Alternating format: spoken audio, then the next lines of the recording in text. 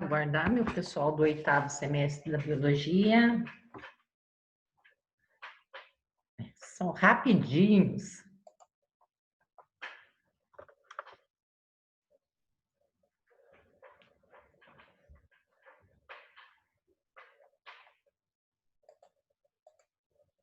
Oi, Élica. Oi, professora. Tudo bem? Tudo e a Bom, senhora? vocês são rápidos aí no gatilho, hein? Hoje eu nem avisei. Né? Hoje eu nem dei um avisinho prévio. Tem dia que não dá tempo, menina, não tem jeito. É bem... Então, eu tava conversando com a Jéssica, eu tava achando que não ia ter. É, Daí já mandou, já nada. entramos. Ixi, é uma correria de fazer uma coisa e manda para outra, e daí a pouco tem que anexar coisa no e-mail, aí vira um fervo, sabe? Mas é assim mesmo, É. prof. Vocês tiveram a primeira aula? Aham, com a Milena. Ah, Milena. A Milena. Professor, boa noite. Oi, tudo bem? Tudo bom? Acabei de gravar a sua formativa lá. Tá bom, tá bom. Depois eu já vou começar a baixar lá e ver o. Eu já vi só, eu vi a do Felipe. Do Felipe, o Felipe, o Bruno e o Gustavo. Que daí eles também mandaram por lá, mas mandaram por WhatsApp também. Aí ontem eu já assisti a deles. Aí eu vou Tá, assistir. depois eu te mando, daí se a hora que você tiver um tempinho. Uhum.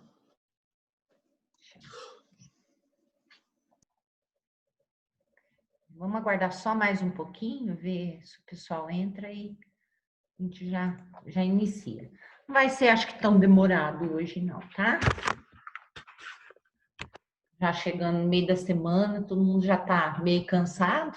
E a sua cirurgia, como é que foi? Bem, É? professora, graças a Deus, estamos se recuperando. Não, tá bom. Mas tá bem. Tem que se Obrigada. cuidar, né? Tem, agora eu tô voltar ativa aí de novo, estudar certinho, que eu perdi um pouco o conteúdo, né? Ah, Tô mas assistindo algumas aulas. isso. Ainda bem que fica Ah, gravado, né? sim, agora eu tô assistindo, daí eu tô vendo, fazendo anotação, que é bom, né? Uhum, Hoje eu uhum. já voltei a assistir as aulas e anotando para entender no assunto, né? E qualquer coisa, Aham. durante as aulas que a gente está entrando, vocês podem trazer as Tá, dúvidas, tá? pode deixar. Obrigada. Bam, bam, bam. Bom, vamos lá, começando então, aí qualquer coisa o pessoal, vou colocando eles para dentro da sala, então.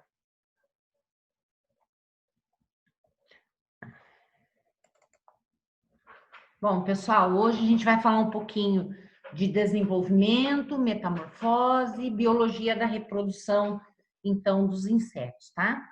A gente já andou falando de desenvolvimento, né? A gente já falou um pouco sobre essa reprodução e a metamorfose também dos insetos, mas agora um pouquinho mais de detalhes aí que a gente vai inserindo pouco a pouco, então, durante as nossas aulas, tá? Reforço de novo que qualquer dúvida, gente, que talvez não dê para a gente colocar, né, nessa sessão de reunião, que vocês, então, anotem e sempre tragam, então, essas questões e dúvidas para a gente conversar, tá? Uma vez que nem todo mundo assiste, então pode ser que as dúvidas que vocês tenham aqui, que estejam junto com a gente em aula, pode não ser a mesma daquele que assistiu depois, né? Então é importante que vocês entrem em contato e vejam isso, tá bom? Bom, então vamos lá.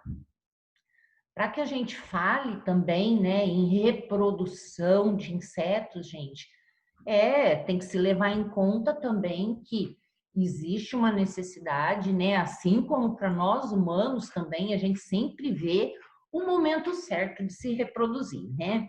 É lógico que muitos não conseguem levar em conta, né? Acontecem fatos que é lógico que essa reprodução ela não é observada os momentos propícios. Mas a maioria dos seres vivos, eles levam em conta esses períodos de condições favoráveis para que eles possam se reproduzir, né? Então, com os insetos não é nem um pouco diferente.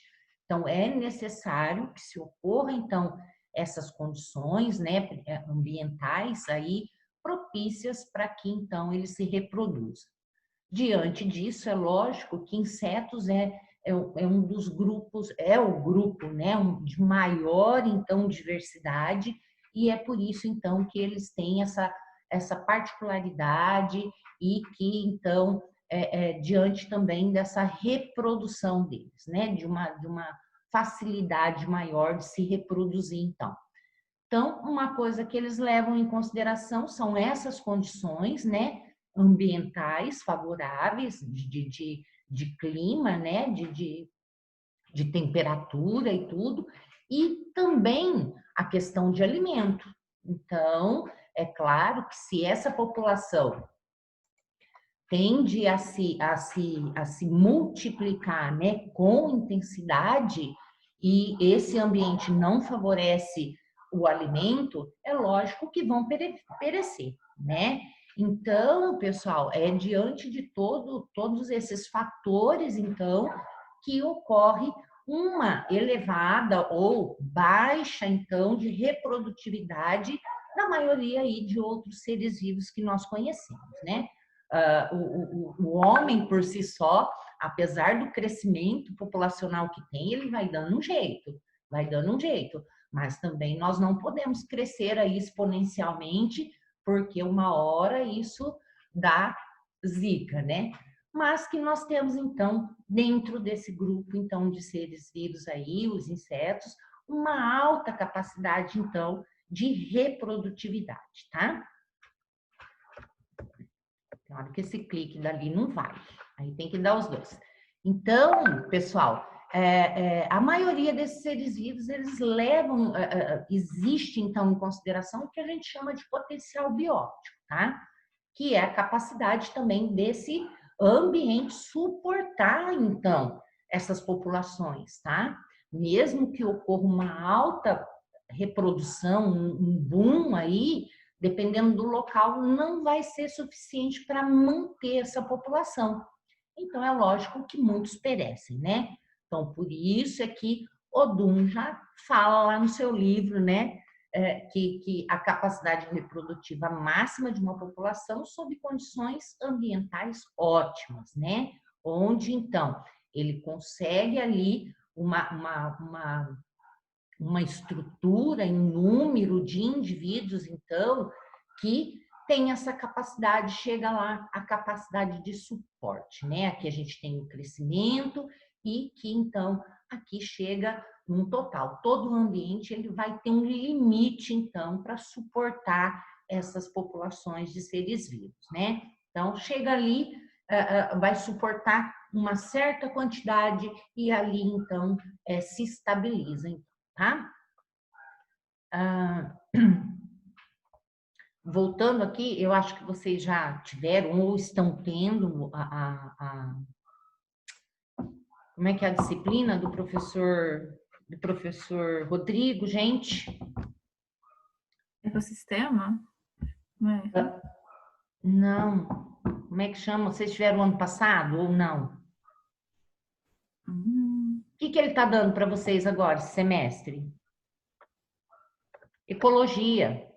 Isso, é verdade, ecologia. Então, dentro de ecologia, isso aqui a gente vê muito, né? Essa capacidade de expansão da população ao longo do tempo, né? Dava até umas continhas legais aí para fazer também em relação a isso dentro, né, da ecologia, a gente acaba realizando esses processos aí de fazer esses cálculos.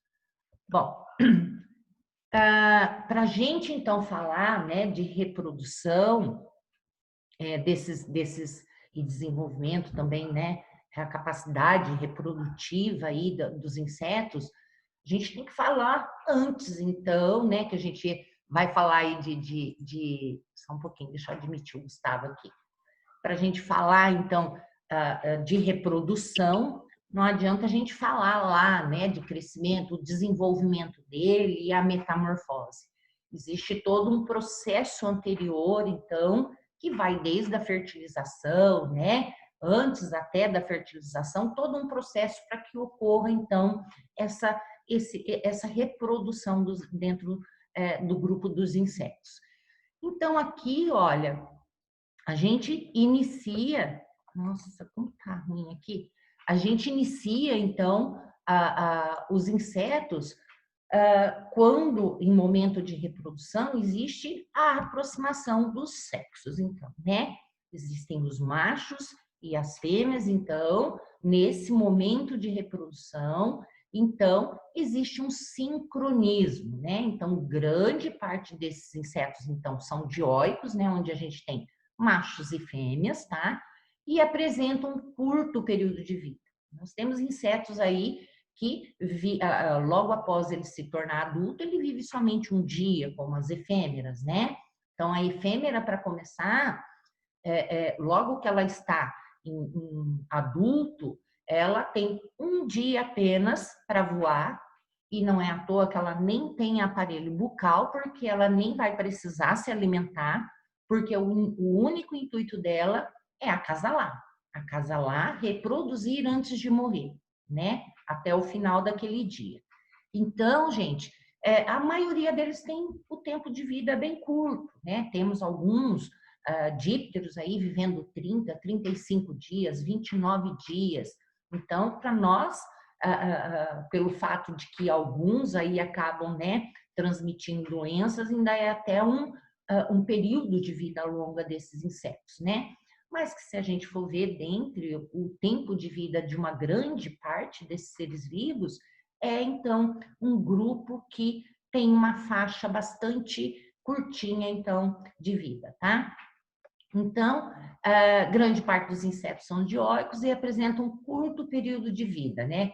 Machos e fêmeas, então, presentes ao mesmo tempo e local para que haja essa reprodução, né? Então, é necessário que ocorra isso. Desenvolveram-se vários sinais, então, espécies específicos, né? Entre essas espécies, então, né? Para que se atraia, então, esses parceiros aí, tá? Seja de machos para fêmeas ou de fêmeas para machos.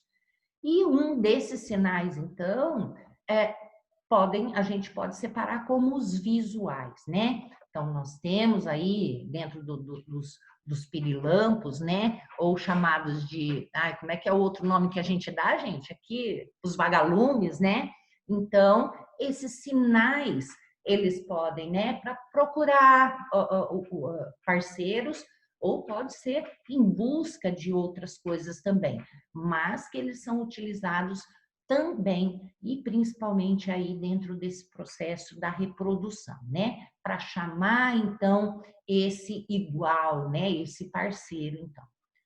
Outro sinal que é dado também são sonoros, né? Que a gente conhece bastante entre as cigarras e os grilos, né?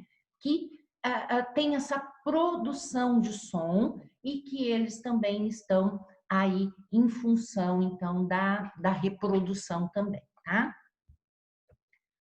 Bom, outro sinal também que pode ocorrer são olfativos, tá, gente? Então, ambos os sexos aí podem, então, produzir feromônios, né? Com a intenção de alterar o comportamento sexual, tá? Principalmente em relação a duas ordens, então, que são os dípteros e também coleópteras, existe isso, tá? Principalmente essa produção para incentivar, né, adiantar talvez esse processo reprodutivo, estimular bem mais, tá? E corte também, tá, gente? Então, existe um processo aí dentro de algumas espécies, a gente tem dentro de uma borboletinha muito bonitinha, eu, infelizmente, de uma orientanda minha, que ela fez, né? Estudou os feromônios e tudo mais dessa borboleta, e que uma amiga dela desenhou todo o processo que ela estava fazendo. Ficou muito lindo, não é à toa que nós tivemos também a ajuda de uma professora da Exalc, né? Uma doutora, uma pós-doc da Exalc, que então por fim, a gente conseguiu associar nessa época que a gente estava orientando ela e ficou um trabalho bastante bonito. E que ela, né, através da menina, ela acompanhou e descreveu, e a menina fez todo o desenho, né, esquematizou durante todo esse processo lá, essa corte, durante o processo aí, né, dessa de sinalização através da corte aí e feromônios, né, para a reprodução. Então, gente, pode ocorrer dentro de alguns grupos, então, né, essa corte sendo realizada e até mesmo a cópula sendo realizada durante esse momento de voo também, tá? Então, muitas vezes o macho, então, recolhe uma presa ali para sua fêmea, né, para encantar ela, é o modo dele cortejar. Então, aqui a gente mostrando, então, ela caçando, então, essa presa em meio a alguns dípteros, aqui até fala que são de Aedes, né? Graças a Deus, ajuda a diminuir essa população de Aedes aí. E aí, então, ele sai atrás de uma fêmea com essa presa aqui, tá? Até que ele encontra, então, essa fêmea, encontrando, a fêmea aceita, reconhece ele e tal, aceita essa presa, enquanto ela está comendo, então, aí, então, os dois acasalam, tá? Mesma coisa que mostrando também, olha, esse macho, então, deu uma presa para a fêmea, que é uma lagartinha aqui, e enquanto ela está comendo, ele então faz o repasse então dos espermatozoides para ela, tá?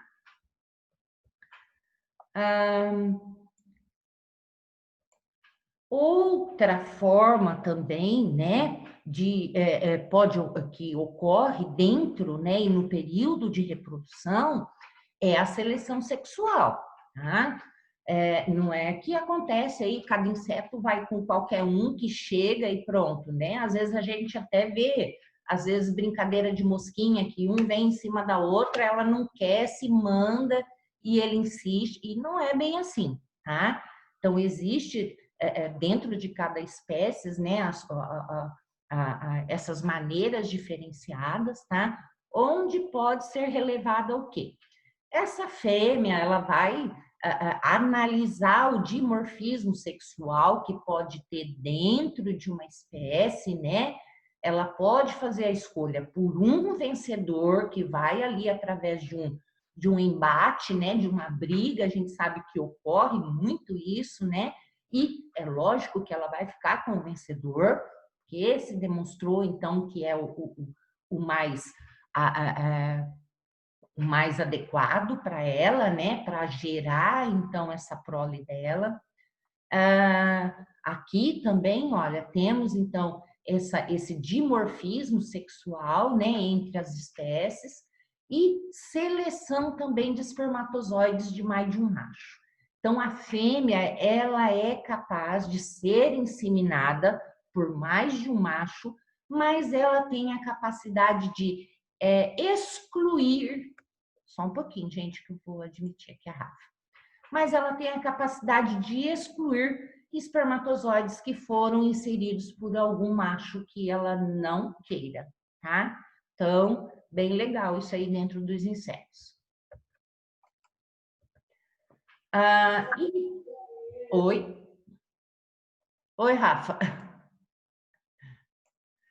E chegamos então à cópula, tá? Então, a gente falou que existem esses indivíduos que são dioicos, né? É muito raro acontecer, que eu falei para vocês que existe o percevejinho lá, que ele é hermafrodita, mas isso é raríssimo mesmo. Mas que então nós vamos ter a cópula.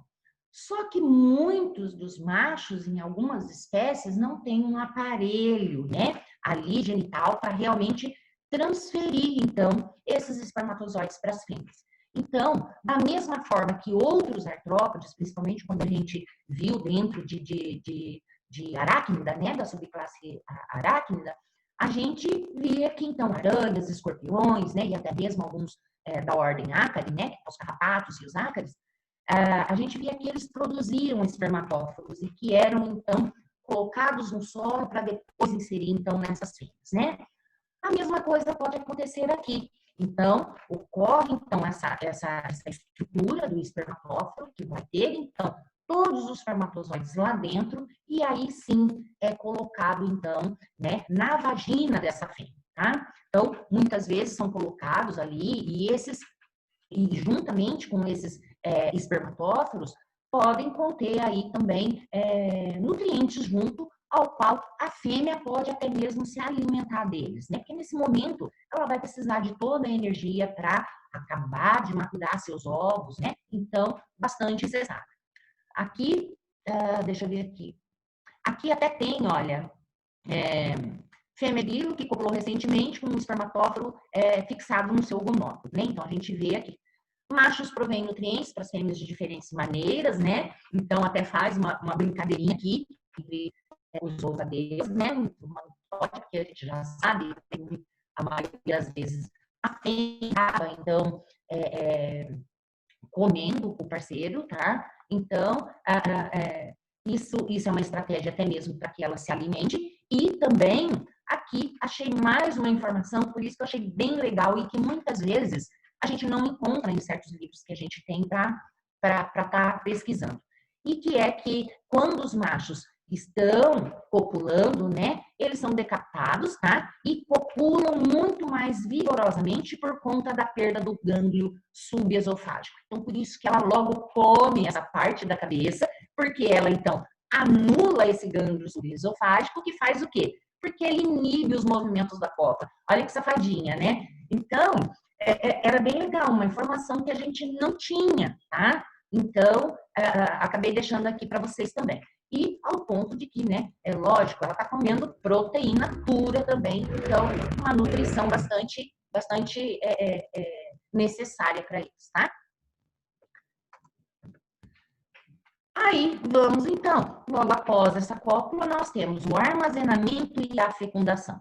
Então, bem legal que a gente lembra, ó, que muitas fêmeas podem colocar esses espermatozoides na espermateca, né? Uma bursazinha, um local de armazenamento próximo ali ao ovuto, onde então, espermatozoides ficam armazenados ali até que os ovócitos comecem a descer, então, para que sejam fecundados. Então, estocam ali na espermateca. Os espermatozoides podem permanecer viáveis dentro da espermateca por longos períodos. O mesmo acontece com os artrópodes e também aqui para os insetos. Essa viabilidade é mantida por secreções que as glândulas ali espermáticas então produzem para manter, então, né, para viabilizar realmente esse material então, genético, tá? Bom, logo após isso, então, ela já está fecundada ali, né? Os ovos, então, somente são fertilizados quando eles começam a crescer, então, a partir do ovário, passar pelo ovídulo e pela vagina. Então, nesse momento aqui, então, ele sai lá de cima, vem descendo e a espermateca está aqui. Então, quando esses ovos passam, eles, então, são banhados pelos espermatozoides, tá? Então, o que acontece? Esses espermatozoides vão penetrar esse ovo e existem alguns poros existentes ali, chamados micrófilas, tá? Nesses locais é que o espermatozoide, então, irá, tá? Existem algumas estratégias aí, né, que os machos podem fazer a retirada de outros espermatóforos de outros machos que foram colocados na fêmea. Porque ele não quer que ela se fertilize de local, ele quer o dele, ele quer a prole dele. Então, os machos podem, então, utilizar essa estratégia de retirar do gonópolo da fêmea o espermatóforo, colocar outro macho e aí colocar o dele, então. Ou ainda, produzir secreções que reduzem a receptividade dessa fêmea em relação a outros parceiros. Ou ainda também, olha, fazer uma cópula super demorada ali, prolongada, para que nem mais um outro inseto venha pulá-la nesse momento. Ou ainda, após essa cópula, ele ainda fique cuidando dela um tempo, né, para realmente evitar que mais nenhum outro macho, então, tenha uma prole com a fêmea. Então, reprodução, a gente sabe que existe o hermafroditismo, mas é raro, essa cochonila aqui bonitinha, né, branquinha, e que ela faz, então, ela é hermafrodita com os dois reprodutores. Mas isso é muito difícil, tá? É bastante raro mesmo, se conhece, e a gente às vezes procura. Em relação ao hermafroditismo, o hermafrodismo só essa cochonila é que aparece como detentora desse tipo de reprodução. A gente falou, e a fertilização ocorre internamente, né, dentro do trato reprodutivo da fêmea. Usualmente, a fertilização também é interna. Nós temos, né, o local de armazenamento dos espermatozoides. E o ovo, ele é fertilizado antes, então, de ser antes que a fêmea faça a oposição. Nós temos ovíparos, temos vivíparos, né? Então, a gente chama os ovíparos de oviparidade e os vivíparos de viviparidade. Então, nós temos um ovo, então, tá? Vai ser colocado ovos e nós vamos ter, então, alguns indivíduos já nascendo as larvas, tá? Esse processo, então, desenvolvimento dentro do corpo, então, deles, tá? Não existem muitos, né? Mais ligados aí a moscas mesmo, tá? Metamorfose, deixa eu fechar aqui. Metamorfose, a maioria vai passar por metamorfose, essas transformações que vão tanto externamente quanto internamente, tá? Uma vez a metamorfose faz parte, então, do ciclo de vida do inseto, e a gente sabe que a metamorfose vai ter o ovo até o adulto, e dentro desses fases de crescimento desse inseto, e a mudança tanto externa como interna, porque a mudança corporal externa sendo necessária para esse ambiente, como também interna sendo necessária, porque a mudança e as necessidades para que quando ele chegue para adulto também são diferenciadas. Então, essas mudanças internas também ocorrerão, tá? Muitas espécies são partenogenéticas, né? Que a gente falou lá das bestas, então, que não necessitam que os seus ovos, então, sejam fecundados por espermatozoides, por um macho, tá? E isso vai gerar, é lógico, né, mais machos ou mais fêmeas, dependendo da espécie. E existe o dimorfismo sexual, em que essas fêmeas têm um ovo opositor, né, um aparelho genital diferenciado, por onde, então, esses ovos sairão, então, tá? Aqui só vou mostrar um pouquinho, vamos ver se a gente consegue trazer o vídeo para cá, só para vocês darem uma olhadinha bem rapidinho. Então, nós temos ovos colocados aqui, né, enfileirados no ambiente, e deixa eu fechar aqui, vamos ver se aparece rapidinho. Estão conseguindo enxergar? Tá dando para ver, Ana? Não, prof. Não? Então, espera um pouquinho. Então, eu vou fazer o seguinte. Espera aí.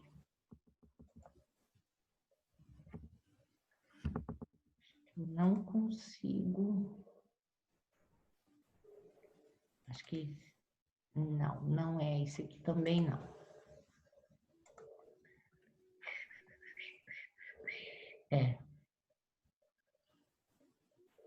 Minha internet não tá aparecendo aqui, né? Não. Não adianta. Não vai aparecer mesmo. Não vai aparecer. Depois, qualquer coisa, vocês pegam um videozinho. É a mosquinha, ela, então, tendo o partozinho dela aí, vivíparo, tá? Então, nós temos, ó, esses que vão ser vivíparos, que vão dar, então, a luz, já a larvinha. Vamos ter ovos, produção de ovos no ambiente, muitos deles aí bastante protegidos, esses ovos para que não sejam parasitados, predados, né? Temos também esses embriões vão estar encapsulados também, protegidos, como nós vamos ter também essa oviposição ocorrendo de forma que a gente chama endofítica, tá? Então, endo é dentro de alguma coisa. Então, nós temos alguns insetos, né, que são parasitóides, que a gente chama, que eles, então, ovopositam, então, os seus ovos dentro de outros organismos. Ou sejam insetos, né, alguns tipos de percevejo, ou algumas larvas também de outras espécies, onde, então, esses ovos, então, vão ter, no momento em que eles irem, vão ter alimento aqui dentro. E é lógico, esse inseto vai morrer. Tanto é que esses parasitoides, gente, eles são utilizados no controle biológico, tá? Para certas pragas que existem. Por quê? Esse aqui ele não faz nada numa cultura. Então, esse faz. Então, eles soltam bastante desse parasitoide, que é uma vesícula, tá? E ela, então, ovoposita dentro desse inseto, para que esse inseto morra, tá? Formas especiais de reprodução, né, ou plenogênese, né, que é o desenvolvimento de um embrião a partir de um óvulo não fecundado, que é nas abelhas que a gente falou, pedogênese ou neotenia, que a gente falou que são ainda insetos ou animais que ainda são juvenis, se eles tiveram já o amadurecimento aptos, então, a se reproduzir. Poliembrionia também, então a gente tem desenvolvimento de muitos embriões a partir de um único ovo também acontecendo, tá? Isso também pode ocorrer aí com algumas espécies de desenvolvimento, enfim, chegamos ao desenvolvimento, vocês conhecem, né, que o desenvolvimento ele depende de ocorrer ou não a metamorfose, uma vez que a gente sabe que tem alguns que vão sofrer desenvolvimento direto, que não vão passar por metamorfose, então são chamados de ametáfise, né, uma traça de livro, e o desenvolvimento indireto, isso é, porque ele vai ter momentos diferenciados para esse desenvolvimento, onde ele pode ser hemimetábulo e holometábulo. M, passando por transformações mais amenas, tá? Holometábulos que vão ter uma metamorfose bastante completa, onde eu tenho a larva totalmente diferente de um adulto, né? E nos hemimetábulos não, é M, porque o jovem é quase igual ao adulto, então eu não vejo a transformação tão significativa, né? Então, temos a amipolia, que é o desenvolvimento direto, então nós temos o ovo nascendo já uma forma juvenil, crescendo mais um pouco ainda, igual à forma juvenil, somente maior, depois até chegar ao adulto. Portanto, não vimos nenhuma ocorrência de metamorfose nesse caso. Por isso são chamados de ametábulos. Logo, então, nós temos hemitapolia, então, onde nós temos produção de ovos e nasce, portanto, esse jovem aqui chamado primeiro estágio, né? uma ninfa, podemos até chamar, e logo depois, olha, ele vai crescendo e vai ganhando poucas diferenciações. Por quê? Porque o que mais difere de um adulto está mais em relação a crescimento mesmo, a desenvolvimento, e principalmente aqui em jovem, em que essa asa não está presente, e depois sim ela começa, então, o seu desenvolvimento total até chegar na fase adulta. Temos a holometabolia, que então é o desenvolvimento completo, tá? Uma grande parte dos insetos passam por isso, onde nós temos ovo, e depois nós temos, então, lagarta, ou então larvas, e podemos ter vários estágios de larva também, tá? Ou aqui, uma lagarta, que é uma larva também, tá? Logo depois, passa por um processo que é uma lagarta que está empupando, e depois essa pulpa ainda se transforma em uma crisálida diferenciada, e depois sim, dessa crisálida sai o adulto. Da mesma forma que, após todos esses estágios larvais, nós temos a produção de uma pulpa, e logo depois, então, desses indivíduos, então, adultos. Aqui um resumo de todas essas, tá? É isso, eu tinha para hoje. Alguma dúvida? Não, prof. Não? Tudo tranquilo, então? Uhum. Então tá bom, pessoal. Vou deixar a aula gravada lá, com uma atividade bem curtinha. Aí qualquer dúvida vocês me deixem a par na próxima aula, tá bom? Beleza, pronto. Beijo para todos, gente. Até mais. Glória, boa noite. Boa noite. Tchau, tchau.